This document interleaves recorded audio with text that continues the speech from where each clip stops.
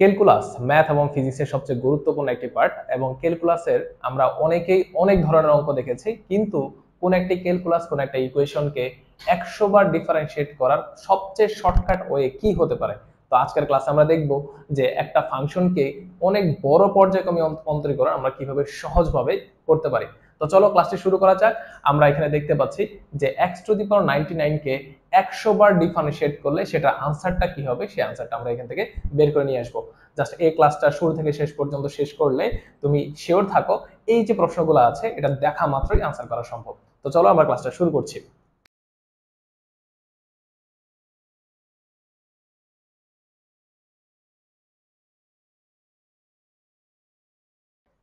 এখানে দেখতে পাচ্ছ ডিডি এক্স অফ x⁴।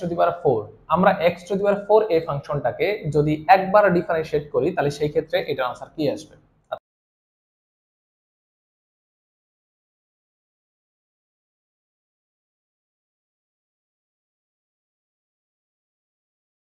আমরা সবাই একটা সূত্র জানি, ডিডি এক্স অফ x⁴n, এটাকে ডিফারেন্সিয়েট করলে এটা যে সূত্র সেটা হচ্ছে n x⁻n−1।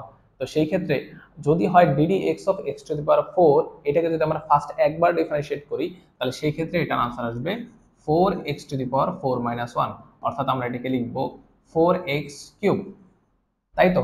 যদি এটাকে সেকেন্ড টাইম ডিফারেন্সিয়েট করি তাহলে সেই ক্ষেত্রে এখান থেকে আমরা আনসার লিখব 4 3x⁻³ তাহলে সেই ক্ষেত্রে আমরা এটাকে কি লিখতে পারি, এটা লিখতে পারি 4 × 3, এটা হচ্ছে x²। যদি আমরা এই ফাংশনটাকে, এই যে ফাংশনটা দেখতে পাচ্ছ এটাকে যদি আমরা থার্ড টাইম ডিফারেন্সিয়েট করি তাহলে আমরা এখান থেকে কি লিখতে পাবো, তাহলে এখান থেকে আমরা লিখতে পাবো 4 × 3 × 2 × x⁻2−1, অর্থাৎ এটাকে আমরা লিখতে পাবো 4 × 3 × 2 × x। সবাই একটা জিনিস খেয়াল করো যে এই যে 4 × 3 × 2, এটাকে চাইলেই কিন্তু আমরা 4 ফ্যাক্টোরিয়াল লিখতে পারি, ঠিক কিনা? আমরা ফ্যাক্টোরিয়াল ব্যাপারটা সবাই জানি। তো এটাকে আমরা লিখতে পারি 4 ফ্যাক্টোরিয়াল x। এই জিনিসটা আমাদের মাথায় রাখতে হবে। যদি এটাকে আমি আরেকবার ডিফারেন্সিয়েট করি তাহলে সেই ক্ষেত্রে আমরা এটাকে লিখতে পারবো যে 4 × 3 × 2 × 1 × x⁻1−1। তাহলে এটাকে আমরা কি লিখতে পারি, দেখো x⁻1−1 মানে হচ্ছে x⁻0, আর x⁻0 মান হচ্ছে 1, আমরা সবাই জানি। তাহলে সেই ক্ষেত্রে এই অংশটাকে আমরা কি লিখতে পারি, এই অংশটা আমরা লিখতে পারি 4 ফ্যাক্টোরিয়াল। তার মানে এটা আনসার হচ্ছে 4 ফ্যাক্টোরিয়াল। এটাকে যদি আমি আরেকবার ডিফারেন্সিয়েট করি তাহলে সেই ক্ষেত্রে এটা আনসারটা আমরা কি লিখব, 4 × 3 × 2 × দেখো এখানে আমরা সবাই জানি যে চলককে ডিফারেন্সিয়েট করা যায় কিন্তু কোনো ধ্রুব রাশিকে ডিফারেন্সিয়েট করা যায় না। তাহলে সেই ক্ষেত্রে এটাকে যদি আমরা ডিফারেন্সিয়েট করি আমাদের আনসার আসবে হচ্ছে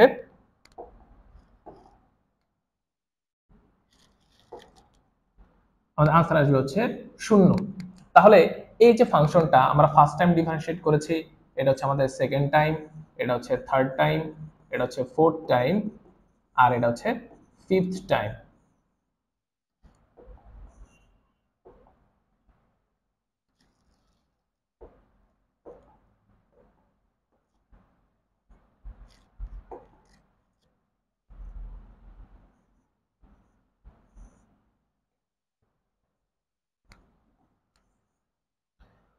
তাহলে সবাই একটু খেয়াল করো যে এই যে ফাংশনটা ছিল যখন x⁴ ছিল, এটাকে আমরা যখন চতুর্থবার ডিফারেন্সিয়েট করেছি তখন কিন্তু এটা আনসার ছিল কত, 4 ফ্যাক্টোরিয়াল। এখানে কিন্তু চলক নেই, তাই তো। আর এই যে 4 x⁴ ছিল, এই 4টাকে যখন আমরা পঞ্চমবার ডিফারেন্সিয়েট করেছি তখন এটার আনসার কত আসছে, 0। তার মানে আমরা বুঝে গেলাম কোন একটা ডিফারেন্সিয়েট ফাংশনের ক্ষেত্রে x এর পাওয়ার যত থাকবে, অর্থাৎ চলকের পাওয়ার যত থাকবে, ঠিক ততবার যদি ওই ফাংশনটাকে ডিফারেন্সিয়েট করা হয় সেই ক্ষেত্রে আনসার হবে ঠিক পাওয়ারের ফ্যাক্টোরিয়াল। আর যদি এই ফাংশনটাকে ঠিক পাওয়ারের থেকে একবার বেশি ডিফারেন্সিয়েট করা হয় সেই ক্ষেত্রে আনসার আসবে 0। আর যদি পাওয়ার যত আছে তার থেকে কম করা হয়, অর্থাৎ একবার কম করা হয়, যেহেতু এখানে x এর পাওয়ার হচ্ছে 4 আর এটাকে আমরা থার্ড টাইম যদি ডিফারেন্সিয়েট করি সেই ক্ষেত্রে আনসারটা হবে পাওয়ারের ফ্যাক্টোরিয়াল ইনটু হচ্ছে সেই চলক x। তাহলে এই ক্ষেত্রে আমরা সহজে এখান থেকে বলতে পারবো, যেমন আমাদের প্রশ্ন ছিল 100 dx⁻100 x⁻99, এটা আনসার কি হবে।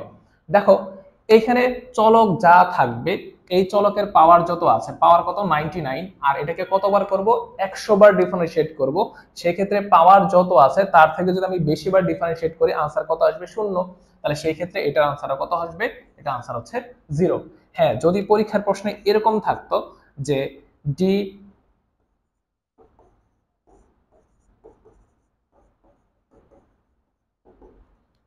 যদি পরীক্ষার প্রশ্নে এমন থাকতো যে 100 x এর পাওয়ার হচ্ছে 100 100, আর যদি এটাকে 100 বারই ডিফারেন্সিয়েট করতাম, দেখো এখানে x এর পাওয়ার হচ্ছে 4 এবং এই চতুর্থবার যদি ডিফারেন্সিয়েট করি আনসার হচ্ছে পাওয়ারের ফ্যাক্টোরিয়াল।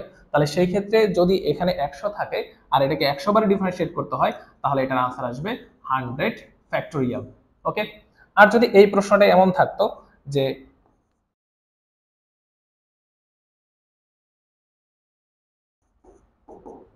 যদি এটা এমন থাকতো যে x টু দি পাওয়ার 100 আর এটাকে 99 বার ডিফারেন্সিয়েট করতে হবে, অর্থাৎ x এর পাওয়ার যত তার থেকে একবার কম, যেমন দেখো এখানে x টু দি পাওয়ার 4 ছিল আর এটাকে যখন আমরা থার্ড টাইম ডিফারেন্সিয়েট করলাম তখন এটার আনসার আসছে হচ্ছে পাওয়ারের ফ্যাক্টোরিয়াল ইনটু হচ্ছে চলক। তাহলে সেই ক্ষেত্রে এখানেও আনসারটা কি আসবে আমাদের? এখানে আনসার হচ্ছে পাওয়ারের ফ্যাক্টোরিয়াল ইনটু হচ্ছে তার চলক। এইভাবে শর্টকাটেই আমরা হচ্ছে যে কোনো ক্যালকুলাস দেখেই কিন্তু সহজে আনসার করতে পারি। যদি তুমি ক্লাসটি বুঝে থাকো তাহলে বলো যে x টু দি পাওয়ার 1/99 এটাকে 100 বার ডিফারেন্সিয়েট করলে আনসারটা কি হবে?